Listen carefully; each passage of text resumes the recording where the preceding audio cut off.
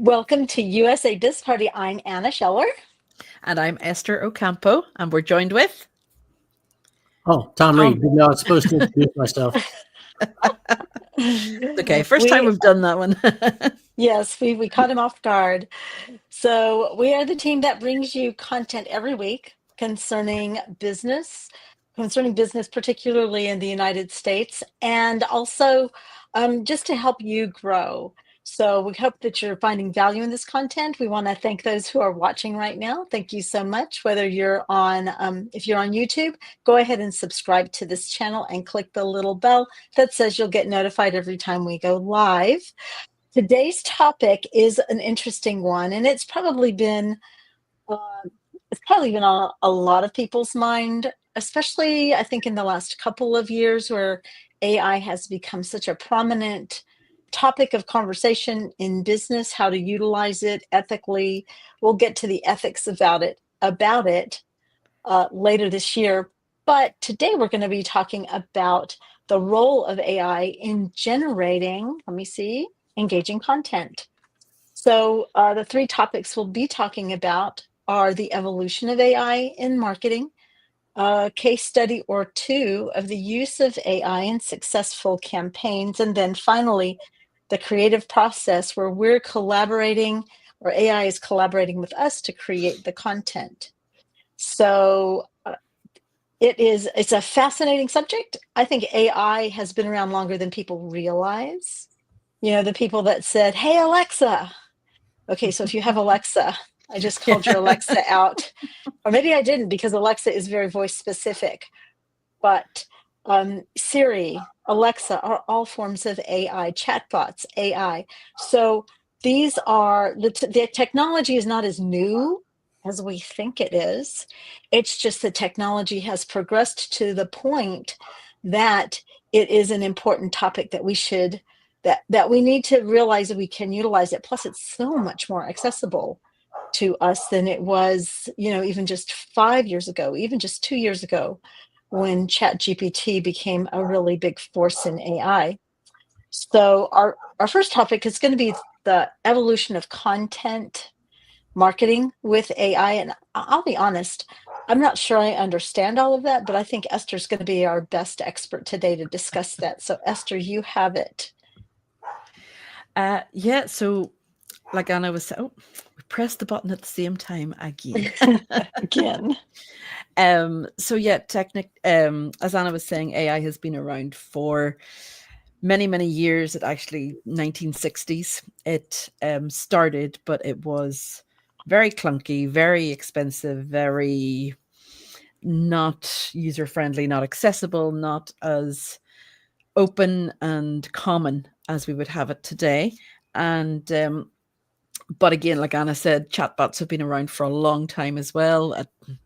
10 years, I would say, at least, for chatbots. Smartphones, since they came out, was the real sort of kick that technology needed to be able to take a boost and, big step forward when it comes to everything AI and everything smart technologies and things. So if we're talking just, content for your marketing, then, you've got your chat GPT that you can put a prompt in and say, act as a, so here in the studio today, we have Anna Scheller, who is, she runs corporate housing for people who move around a lot, people who need short-term housing but don't want to stay in hotels. So we could say, act as a corporate housing executive and, give me information about what people are looking for when they go to a new area and, want to know more about the place where they're going to be staying, or give me some content ideas, generate some highlights or some keywords and phrases that people will be looking for when you go to make your social media content. That's one way to do it, would be through prompting the ChatGPT or Claude, Magi. I mean, when we say ChatGPT, we mean all of those open source large language models. But it's like saying, Google it. You could use any platform, but at the end of the day, you'll get mostly the same result. So we'll use ChatGPT as the example that we're using to generate content. So it's really helpful for generating ideas more than anything. I wouldn't just put it out there to go, right, make me 30 posts to share about the other person with us today. Tom Reed is a leadership coach and government contracting expert. And it wouldn't be good for any of us, or me as a social media manager, to just go, okay, give me 30 posts to share with my audience for the next month.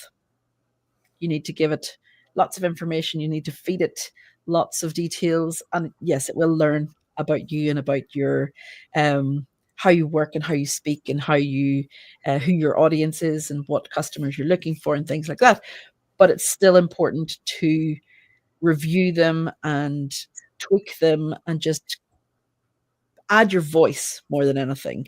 So when we're generating content, it can also be images that you're generating now with Midjourney has come a long way with generating images. Even Canva itself has a 4.0 or 0.4. I never remember which way round it is, but they have an image generating section to their LLM as well.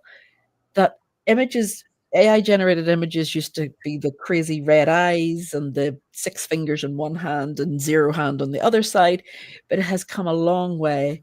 Still not fully there yet, but it will help to give ideas and motivation and just a little bit of different structure to your content. Because a lot of people have been so used to using stock images, and they use the same stock images as other people. So then people get confused as to what what they're looking at or what company they're looking at, especially for small businesses. But saying all this, it's still important to put your own personal touch on it. And if it's possible for you to go out and take your own pictures and generate your own images with your camera, it would be far better, and nobody would have the same image as you in that. So I don't know if you want to jump in there, Tom. You were saying about generating content before we jumped on the call, on the live. The observation I would make is that you're right. It's been around for a long time because, technically speaking, the early versions of AI were autocorrect. It was reading what you were writing and projecting what you meant to say and bouncing it against a database of properly spelled words. I was famous for typing words that it came back and said, I got no suggestions. I have no idea what you were trying to say here. And I go back and read it and I go, Tom, you don't know what you were trying to say here either. So, AI wasn't all that sophisticated. As it became more popular and the ChatGPT model was out there and available for use, I was what's the word I want to use? I was chastised. I was berated. I was ridiculed. I was, I'm a lawyer by training, so none of that bothers me. But I wasn't using it. And they said I should. Well, then I started hearing the stories, and you've all heard the stories too, about the lawyer who got debarred because he had AI write his brief, and the AI simply made up case citations, cases that don't exist. They're not part of the precedent, and cited it in his brief and argued it for his client. And the judges went, you really screwed this up. You can't let AI do your work for you. And so we've seen this evolution of the later generations. Now, I'll confess, I'm still using the free version of ChatGPT because I'm a cheap son of a gun. And I have literally choked it to death on several occasions. Now, not, like you sometimes want to reach into the computer, choke them to death. But recently I was doing a writing class and we were talking about diagramming sentences. And I thought, that's something ChatGPT can help me do. And I gave it a sentence and it came back, literally took the word I had spelled correctly and misspelled it in the diagram. The word was always. This esoteric words, you can't expect AI to know them all. And it put extra A's in the middle of always. It also diagrammed the sentence wrong. And we had a little chat about that. And I pointed out 3 major things I wanted fixed. And I said, okay, now Go fix it. Go give me a better diagram of this sentence. And so there's a lot of people doing diagrams. This may take a while. What are we going to do here? So I waited about an hour and went back and said, have you figured it out yet? Oh, there's a lot of people doing diagrams. And so, we're going to work on this and I'll let you know when it's ready.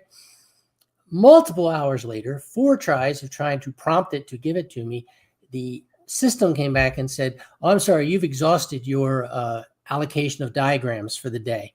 Check back tomorrow. Like, how can I exhaust allocation of diagrams when you only gave me 1? So that kind of stuff happens. Now, Esther mentioned that I work in the field of government contracting. Very regulated, yes, a bit esoteric. And I've asked the chat GPT to look up any number of things. And roughly, I'm going to say 60% is what I'm going to put on it. It comes back with wrong information. It uses an older version of the regulation. It has made stuff up for me, which is kind of fun. It once referred me to a clause. They all appear in part 52 of the FAR. And so it starts with 52 dot something or other. And it said, as can be found in the clause in 52 dot, and then a string of numbers that I knew were wrong. I mean, those numbers didn't even exist in there, but it cited the clause and it said what the clause said. And I have no idea where it got that. I don't know how it made it up. But the point being, like the lawyer who got themselves debarred, you got to stay on top of it. And you've got to be smart enough to know what is and isn't right. So my point simply being that I've tried very hard to work with it. And I'm having some success in some areas, but I am still stumbling badly. I shared with Anna and Esther just before we went on the air. I just this morning finished a 10-page white paper that is probably 80+% AI generated. And it did a pretty good job. I had to proof it and I had to re-edit it. And a lot of work still had to be done to make it readable, that I wanted to put my name on it. But content-wise, it came through pretty well. And I turned it into a PDF, and it's going to be part of a handout in a class I'm teaching tomorrow. Now, I couldn't have done that on my own. I couldn't have done that without AI. But you got to stay on top of it. You got to police it, because if your name's going on it, it's your reputation. AI is not going to get debarred. The lawyer's going to get debarred. So if you keep that in mind and you use it judiciously and you learn to frame the proper prompts, as Esther was saying, you got to feed it a lot of data. It does seem to be a good tool in the right circumstances and getting better. So I don't know, probably said enough about all of that for now. And I think people have to recognize, so taking everybody's points, people have to recognize that AI is pretty much, it learns from us. So if we're not specific enough with the information in the prompt, we may not get what we're expecting or hoping for. And that can be feedback. Again, so you go in there and you say, AI, I want whatever. And then they come back with something totally different. You go, that's not what I was anticipating. Let's try this again. And then you feed it more information. Now, you might think, well, that's tedious for me to do it. Correct. That's true. But how much longer would it take you to go on Google and do all of the research yourself, as opposed to having an assistant that you're just constantly giving feedback to until they come up with the right information, and then they'll be able to provide what you're looking for. So AI has come a long way. I love how, Tom, you talked about that we had AI when it was autocorrect. I think we still have AI as autocorrect. So you still have to watch those text messages you're sending, because I've sent some things that people come back and go, huh? What did you say? So, but all the way to now where we have interactive AI.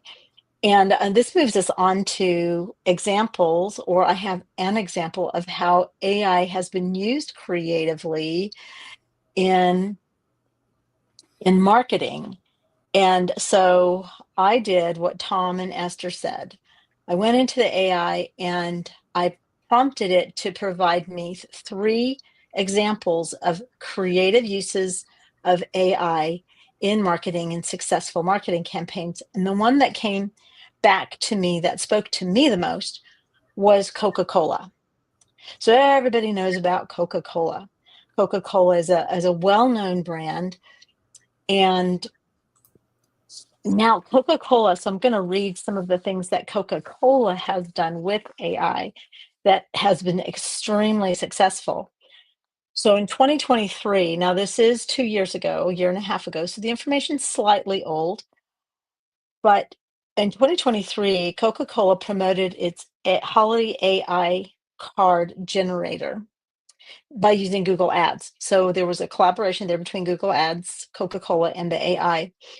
And so people could create using, now they had to use some of the branding assets that Coca-Cola has, but people were able to create their own holiday card to post on social media. I don't know if they could print it, probably could, but they could create their own holiday AI card. Now, why is that such a great marketing thing? Well, the more you can engage your audience with your brand, the more loyalty and the more good feelings you create with your customer concerning your brand. It was a brilliant tool on the part of the creators. And I'm not talking about AI, I'm talking about the human creators of the campaign to engage their audience, to engage their audience. They were also looking to create original artwork with branded Coca-Cola assets. Now, that was only open to specific artists who had some expertise with this. So it wasn't open to everybody. But again, the original art using Coca-Cola branded assets was something that kept people engaged. Because let's face it, Coca-Cola has been around a very, very, very long time. And brands can get stale if they don't find new ways to engage with their audiences. So, um, this is just one example of, and there's more to it. So when I went into the AI, I used Magi, and I'm hoping to get Dustin Stout, who is the founder and creator of Magi. I went into Magi, I was using ChatGPT 4.0, and it said something about Coca-Cola having a successful AI generated marketing campaign. So I thought, well, I want to go see exactly what that looked like and make sure I wasn't getting fed uh, stuff that shouldn't even go in, that was lies, just like everybody else is talking about. And so so you do need to check. You do need to look for these things. I think one of the challenges, and we'll get into this later, not today, but another time, is the ethics, because I don't want to stray off topic here, but keep in mind that people also want their privacy protected. One of my favorite TV shows right now is something called Person of Interest, and it's all based on hypothetical AI. And this show was broadcast in the early 2010s. And after having read and learned about AI, revisited the story and just kind of snickered because I thought, holy cow, that was somebody's dream. And that has become more real with time. So if you like science fiction, then I would recommend that show. But it also addresses issues of privacy, which is a big issue with AI. So, for example, if you're engaging with AI through a brand, they have to get their permissions for you to use the AI. So, so for the Coca-Cola promoted holiday AI card, you had to be a certain age because they're collecting information. They're collecting your email address, probably off your, if you picked up the ad through Facebook, then they're also getting access to your Facebook profile.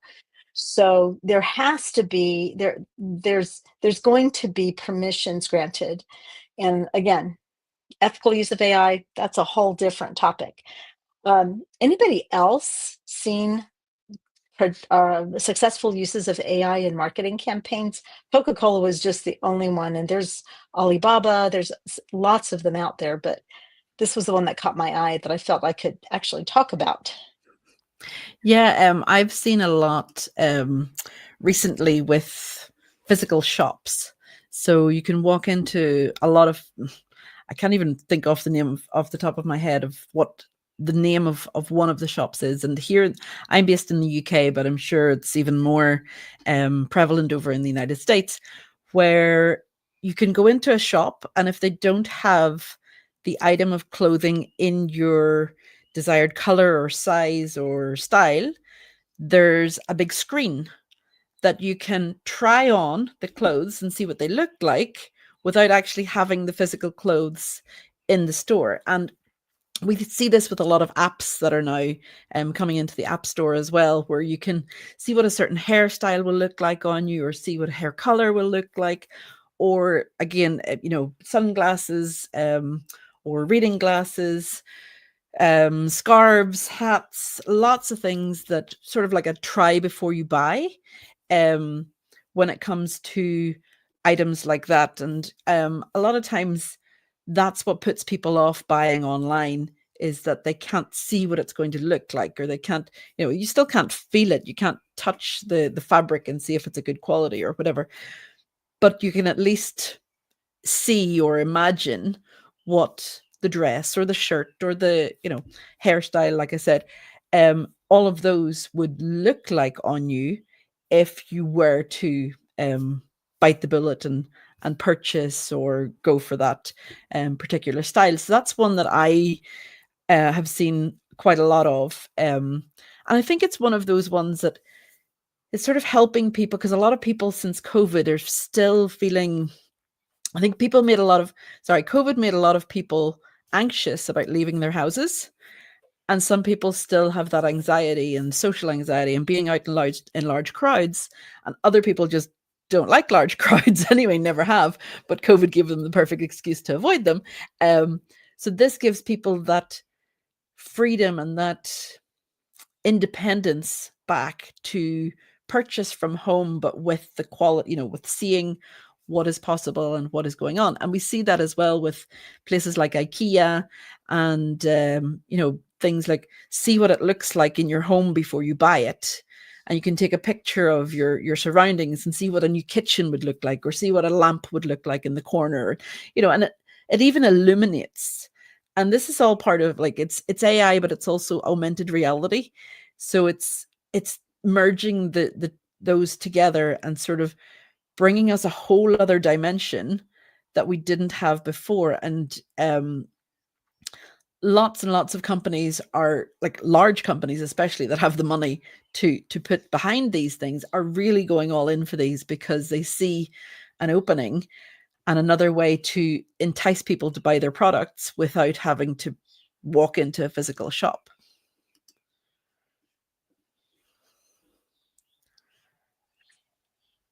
That is an interesting use of AI. I think it's a powerful use of AI. And as we were talking about, I was thinking about my son and his wife, who just moved into a new house about 2 or 3 months ago. And he's very cautious about AI. He's very cautious. So he won't go on a website and do any of that stuff, because he has concerns. He has privacy concerns. He won't even share his location with me on the phone, even when I have to find him. So if I have his baby, which is fine, she can stay with me all day long. I don't mind that at all. Um, but Tom, did you want Tom, to say something? yeah, I was just smiling at what you were sharing about those types of things. Um, if I can drift a little bit here, most everybody knows who Scott Adams is, the creator of Dilbert. What they don't know is he's written a lot of really good books. He is a trained hypnotist, and his lessons on persuasion are outstanding. And he's had an effort going on the past couple of years, literally, to load an AI, and he's invested in the best on the market, I guess is a way to say that. They keep leapfrogging each other, but he invested in a really good system and loaded all of his materials. He used to do his podcast on Periscope.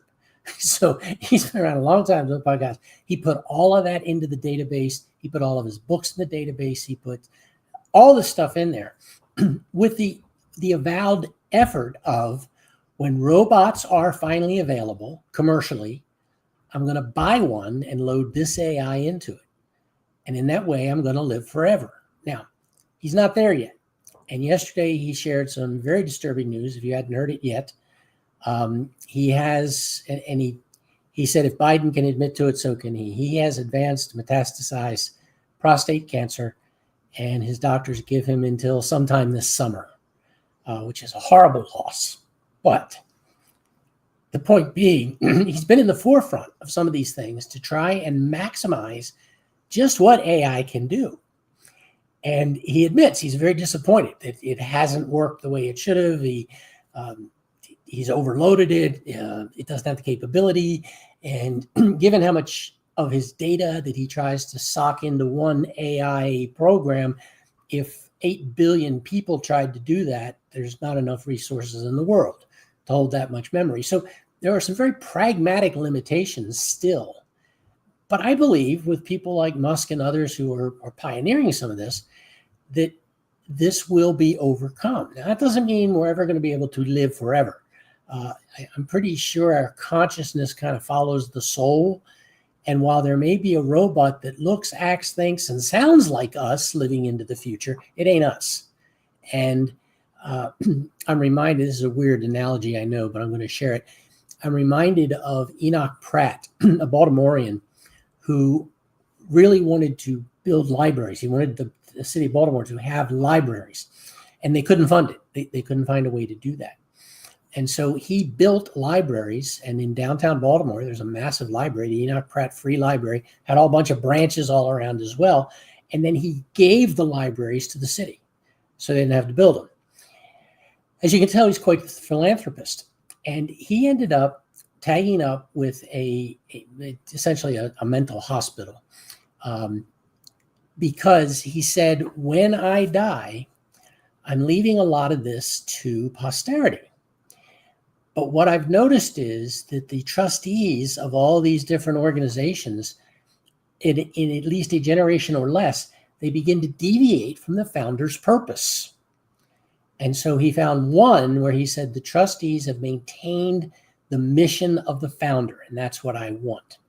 I share that as just a story to talk about how AI, if it continues us in some form, how do we make sure it's us as we would have further grown and matured? I don't know that we ever know how to do that. But if we sit where we are today, and that's Tom's finally getting to his point. If we sit where we are today and we look forward into what AI can do, clearly there are limitations, whether it's capacity or knowledge or, it still makes errors, whatever the case might be. What it can do is still phenomenal, and it's still amazing. And those who learn how to use it effectively for the simple task, it's like webmasters. I've had a perennial problem getting good webmasters. They all promise they can do everything, and then you discover, well, they know one thing. And if you want the one thing they have, you're in good shape. But the people who were in the early stages of Dreamweaver or their early websites and kept their talent up, kept their currency in their field, they really know a lot of stuff and can really help businesses tremendously by building good websites. And so I look at AI as the tool that it is. And yes, it can create code. It can build websites. It can do so many things. But as we've discussed here, how many can it do well or flawlessly? And it can't. It can't. And so what is the benefit of the human mind touching that stuff? You remember, and I'm sure you remember in the corporate world, Esther, I don't really know enough about your background. Maybe you know. Executives used to use the dictaphone. They used to record their letters and give it to we called them secretaries at the time, so I'll use that term, give it to their secretary to type up, do the letter. And at the bottom of the letter, it would say, dictated, not read. allowing for whatever came across the tape that the secretary typed possibly being an error. And I think about that in terms of AI today, and how do we deal with that? And if you just use pure AI, it seems to me you ought to have a similar warning of the dictated but not read, something along the lines of untouched by human minds. I don't know if that's going to be effective, but it's kind of descriptive of where we are with some of the AI and some of the product that's going out there. So at the same time, and then I said we talk about the ethics. To me, this is a highly ethical issue that needs to be talked about in terms of what does the human take responsibility for? What does the AI take responsibility for? And on balance, it's got to be the human. They're the ones who have to be the mind behind it. The mind has to touch whatever that work product is, or it isn't yours. And if it's not yours, anybody can use it. So once again, I wandered off topic. I'm good at that, Anna. Sorry. No, that's no, it's important, because as we're looking at these case studies, yes, AI is an effective tool to create amazing interactive marketing campaigns. But the bottom line is that it still needs to be used properly. It still needs to be used ethically. And the bottom line is the person that's using it has to take responsibility for the information they're giving the AI.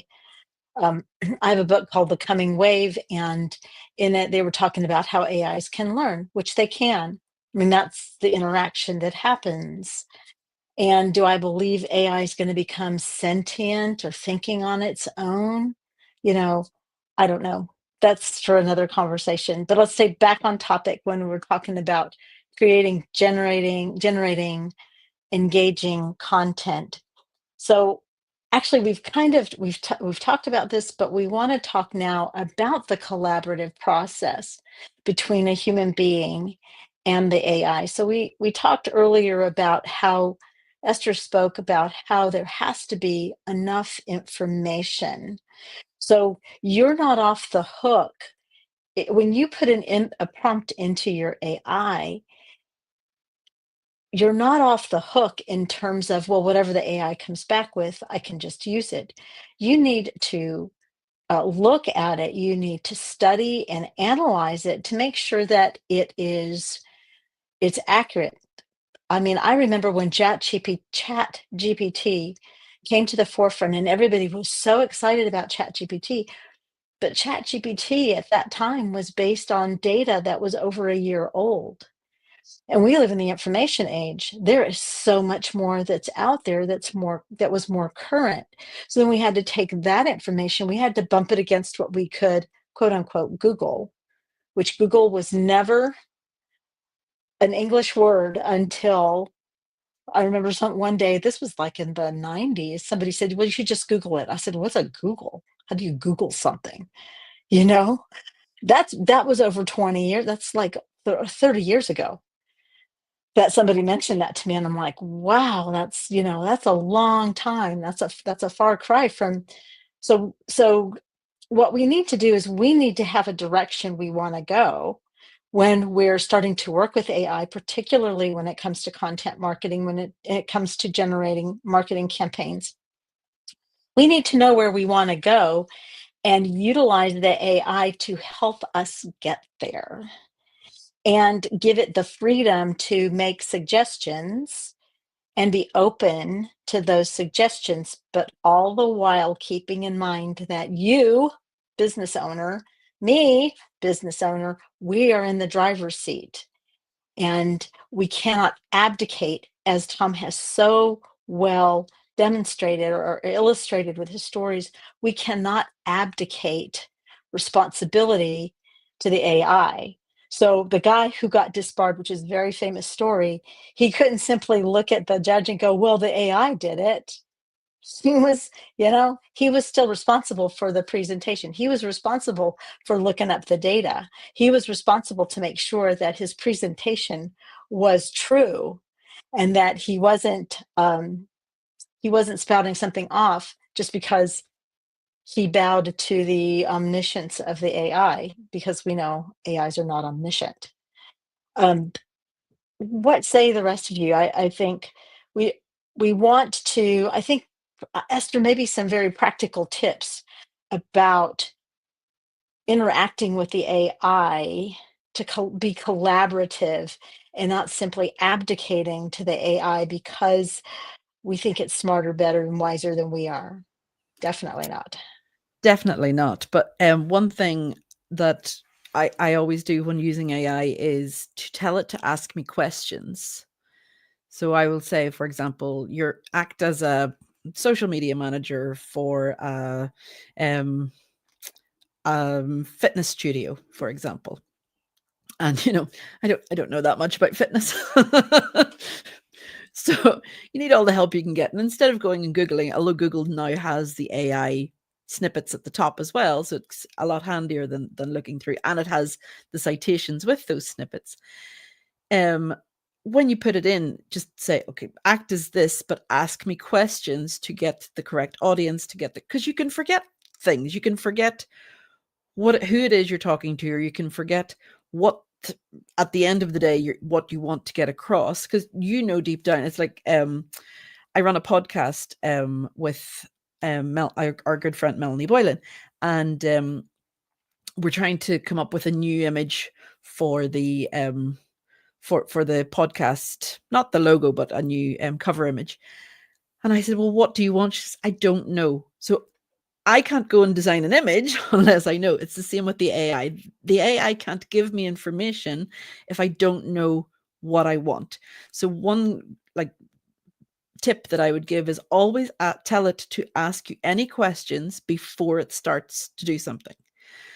Another thing that I've noticed that comes up a lot is the beloved M dash, which is the really long line between words.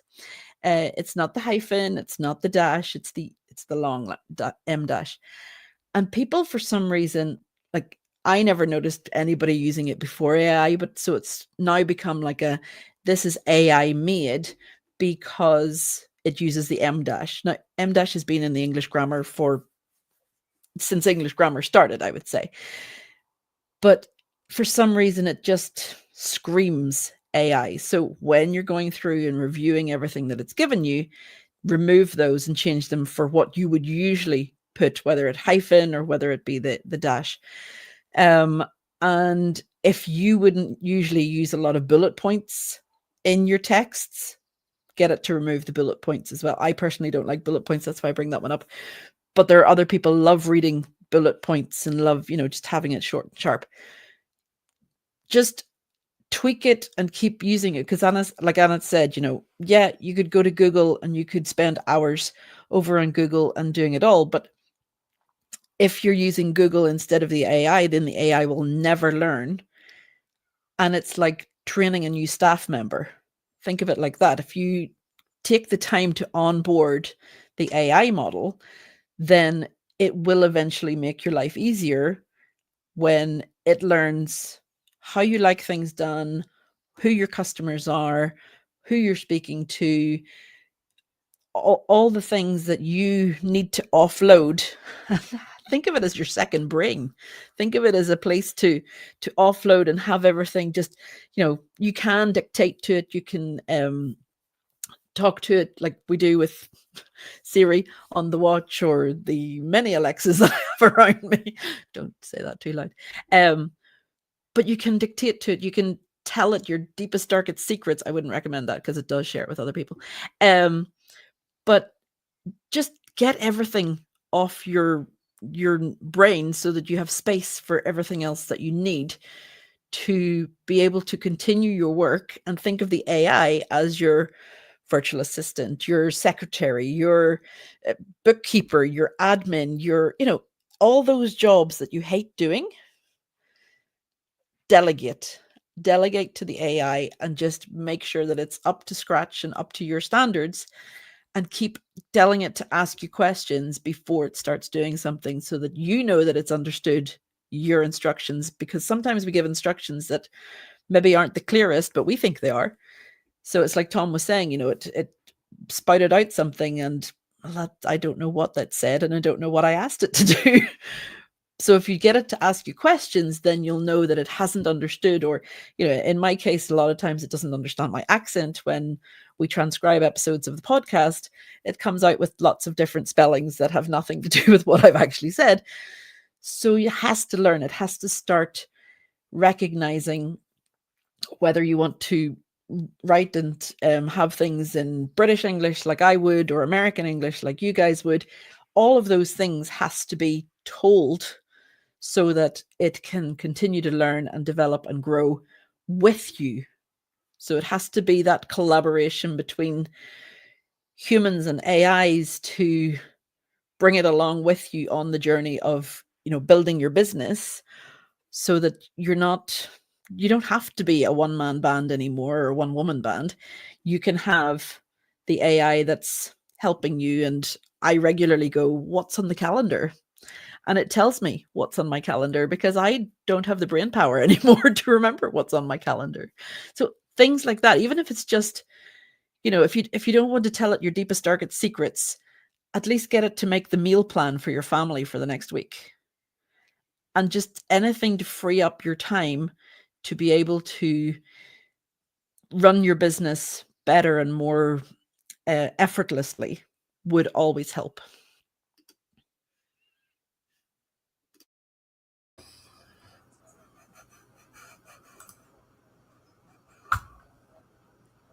Throwing you in at the deep end here, Tom.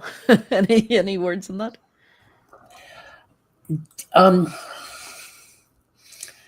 Swimming in them, and because I've got a bad habit of doing that, I was actually trying to go back and look at the specific topic of today, because amidst all these thoughts in my head, at least one of them has to relate to the topic and not a tangent. But the role of AI in generating engaging content. I think we've all been in a situation where we have written an email draft and then wisely did not hit send, slept on it, read it the next day, and then hit delete. Or sometimes, and I do this with email, I do it with posts on X platform, I do it on LinkedIn, where I'll vent, I'll unload, I'll type out a note, I'll type out a post, I'll type this stuff out and never send it. And at some point in the midst of drafting it, there's a kind of a switch I hear go on in my head. It says, yeah, you ain't sending this. Okay, if I'm not sending it, well, then I'm really going to unload, but I get it out of my system. When I look at AI in terms of engaging content, and there have been times I've used it where I've given it a big prompt and I've asked it for all this data and formatting and putting it into a handout or giving me, exam questions on the topic, whatever it is. And it does a fairly credible job. But other times it almost doesn't matter how many times I try to get it to massage it, like diagramming a sentence. I never did get my diagram sentence. It just never came out. There's a time when you just have to say, I'm not sending this. I'm not using this. I'm not going to put my name on this. Now, I put out 3 different newsletters. I have my Secret Leader Monday Morning Mentoring Minute one that I think both of you get now, but it's basically a 1-minute read of a quote and applying that to leadership principles. I have my Thursday one on contracting, which is currently focused on contract terminations due to the current administration. And then I have my learning platform that has a much smaller audience, but they get a monthly letter from me as well. And it's been interesting the different ways I've used, and maybe the better way to say that is I've tried to use AI to assist in putting these newsletters together. When I try to get it to help me with the termination one, which deals with the federal acquisition regulation, as I mentioned, it's horrible. It does a terrible job in sifting through that massive body of regulations. And fortunately, I've written books about it, the topic, so I can catch it and I can fix it. But there have been times when I've said, okay, this is garbage. And I sit down with a plain piece of paper and I just start writing it myself because I know enough about it to do it. There are times with the Secret Leader one where I ask it to go find quotes. I've caught it giving me quotes attributed to people I know didn't say that. Human mind has got to touch it again. On the whole, it will produce better, and I'll use the phrase more engaging writing than I frequently do on my own. But where I found it most useful is to go ahead and write what you want to write, and then dump that into the AI and say, please improve this for readability and flow for an audience of college educated professionals, or whatever my audience might be. And when I can get that feedback from it and compare it to what I wrote initially, I gotta say, it's always improved. And where is it improved? It's improved in the flow, in the brevity. I know I talk too much, I write too much, but hey, lawyers get paid by the word. We're allowed to do that. And it is an improved in the, and if I can use the phrase, the marketing persuasion, which is seeking what? It's seeking engagement. And so I think that the use of AI in those contexts, I've had, I believe, considerable success with it. But as I shared with some of the earlier things I did share, not always. It's not always up to par, and you have to be careful.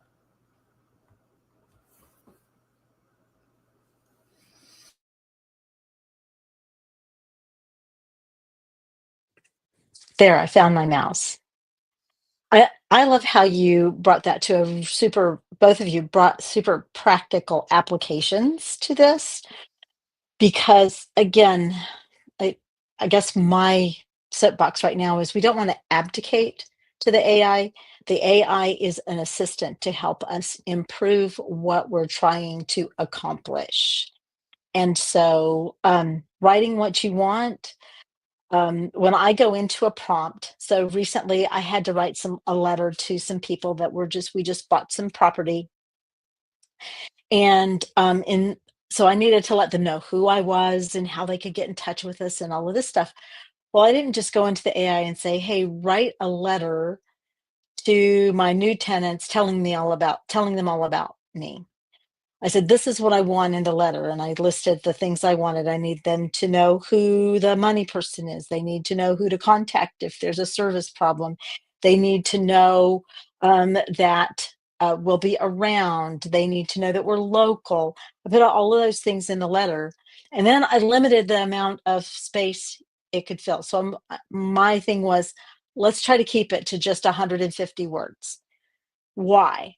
Because the AI, unless they're given boundaries, they will just do a lot. And then and maybe the 150 words was too little and we weren't able to convey what I wanted. Well, that's okay. Then I can go back and give the AI more information. And the letter that came out, it was lovely. I did some tweaking on it to make it a little bit more personal because I think I said make it cordial but professional. So it went a little on the cordial side, and I needed it to be a little bit more on the professional side because I was introducing myself as their landlord, landlady, whatever you want to call me. But the keys to this are that by using AI collaboratively, one, we are learning as the AI is learning. We are learning what the AI needs, and we're learning what we, and it helps us to clarify because the AI, I've done silly things like, please write me the following letter, and then I accidentally hit enter. I know nobody else has done that. I've done it. And when I do that, of course, it comes back and it says, could you give me more information? So it's like talking to an assistant. If so, I have a virtual assistant out of the Philippines, and I have found that I have to check in with her to make sure she understands what I'm saying. I have to check in with her to make sure that she's following the instruction as I intended, because it could be a couple of things. Um, the It could be that she's interpreting it from a specific perspective that I don't know about. And so she's seeing things differently. And so she's going to apply what I'm asking her to do differently. And maybe it's not what I want. We have to we have to consider that the AI is coming to us maybe not as a blank slate, but the more we interact with the AI, the more the AI is going to get for lack of a better word, feel, I guess. It's going to get more information about what we're looking for. And so it can become a tremendous tool for brainstorming. You could go into the AI and say, so for example, with Tom is looking to create the secret leader, and maybe it's not doing what he wants it to do. So he could go back to the AI and say, so what are some characteristics of college educated professionals who would be looking for more leadership mentoring? And then the AI, and then they have this dialogue back and forth to where maybe the AI is able to brainstorm some ideas about maybe you need to think about moving in this particular direction or whatever, based on research. And of course, the AI can do the research so much faster than we can, which is one of the things I love about AI. So, I mean, to use it in marketing, the other thing you have to do is you have to make the time to use it, right? Because AI is not going to help you if you're not making the time to invest in this dialogue with your AI to get the information, to collaborate, to create the kinds of things that you want for your business that you're using the AI for. Wow, well, that was a fast hour. We're already at 1 o'clock. And I know people have to run. So just real quick, let's go through. Really appreciate all of the input, Esther and Tom. Just real quick, maybe one big takeaway that you'd like to share with our audience today. One big takeaway, ask questions, ask the AI questions and use it as your personal assistant. Don't, like Anna was saying, don't give it all the power, but do use the power that it has. Remember that any work product that is generated carries your name, and your name should be extremely precious to you in terms of reputation and such. And therefore, just be cautious and don't be stupid. Wise words from both. So today we discussed the evolution of AI from autocorrect all the way to what we're experiencing today in AI. We talked about a case study where Coca-Cola actually used AI to create more engagement with its brand. We talked about personal uses of AI and how Esther and Tom both are using AI. We talked about how important it is to be collaborative and yet still remember that you are the author of whatever goes into the AI, and therefore you're responsible for whatever output you give to the world. So let's go back to the three of us, Esther. No, it was me. Couldn't find my mouse. Well, thank you for joining us. Next week will be the last USA Biz Party live stream until August. It turns out both Esther and I are both going to be out of pocket in June and July. So but we'll pick back up the first week of August. In the meantime, go through some of our archives on YouTube. Take a look at what we've done so far. And we would love to hear from you on X, on LinkedIn, on YouTube. We'll keep an eye out and we'll watch for your comments. So thank you for joining us.